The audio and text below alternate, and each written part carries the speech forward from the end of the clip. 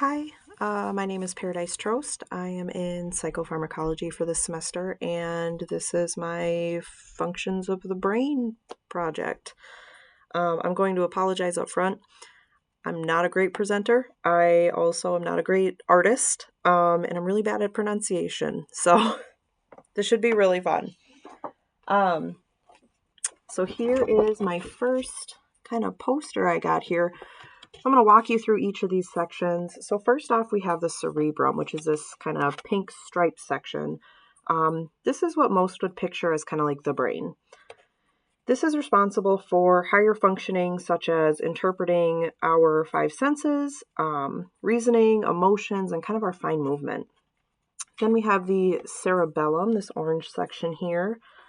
This part of the brain controls balance and movement by processing input from the brain's spinal cord and sensory receptors. Then this section here, this is the brain stem. This can be thought of as kind of like the relay center. So this relay center connects the cerebrum and the cerebellum. The brainstem is responsible for performing many automatic functions such as breathing and our own heart rate. That brings me to this red section here. Part of that is the medulla. So this plays a crucial role in regulating vital functions. This area also houses nuclei of several cranial nerves and sensory and motor functions. Then we got this yellow area here. This is called the pons. So the pons relays sensory information from the body to the cerebrum and the cerebellum, and it contains nerve fibers that connect the brain to the spinal cord. Then we have our midbrain. That's that purple section kind of in the middle there. So this section of the brainstem transmits information necessary for vision and hearing, and again, plays an integral part of coordination and in sleep and wakefulness cycles.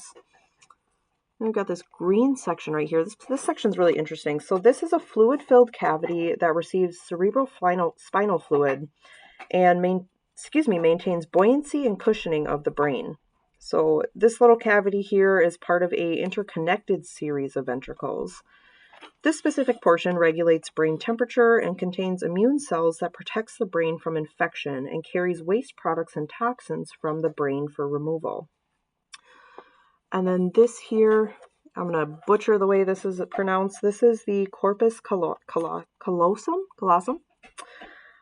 This is located in the middle of the brain. So this allows communication between the right and left hemispheres of the brain.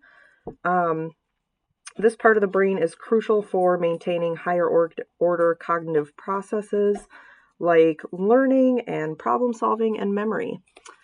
A little fun fact about myself, or not myself per se, but like my family. My mom has a traumatic brain injury and damaged this section of the brain. So she has a real hard time with short-term memory loss and learning new things. So that's one thing that can happen when you damage this portion. Then we go to another really bad poster, the meninges. So this is supposed to be a skull, and we're going to kind of take a closer look up in here. The lighting's really bad. So the meninges, what are they? They are 3 layers of membranes that cover and protect your central nervous system. So again, those 3 layers, the first one up is the dura mater. So that is this kind of bluish gray here. This is the outermost layer that is closest to your skull. And then after that, you have the arachnoid matter. So that's kind of that middle layer. And I drew that out kind of pink with some squiggly lines. This is the middle layer. And then the pia mater is the inner layer closest to the brain. So it's kind of that yellow part right here. So not only do these protect your brain and spinal cord, but they also provide support for your system for blood vessels that carry blood throughout the central nervous system, tissues and nerves, and it's a drainage system, and carries like all that fun stuff. And then again, kind of taking a look at the brain as a whole, it's made up of all these different lobes. So first off, we've got our prefrontal cortex. So this is responsible for executive functioning like decision making, complex thinking. It's kind of that region of the brain that coordinates and integrates information from other regions in the brain that warrants that complex thinking and behavior. Then we have the frontal lobe here. It's kind of a light blue. This is responsible for executing motor tasks, shaping personality, behavior, emotions, and concentration. This also includes the Broca's area, which I didn't draw, but it's kind of like right here. This is responsible for speech and writing skills. Then we have the parietal lobe that plays a role in cognitive and sensory functions such as interpreting language and in signals related to the five senses like touch, taste, hearing, all that, as well as it determines spatial awareness.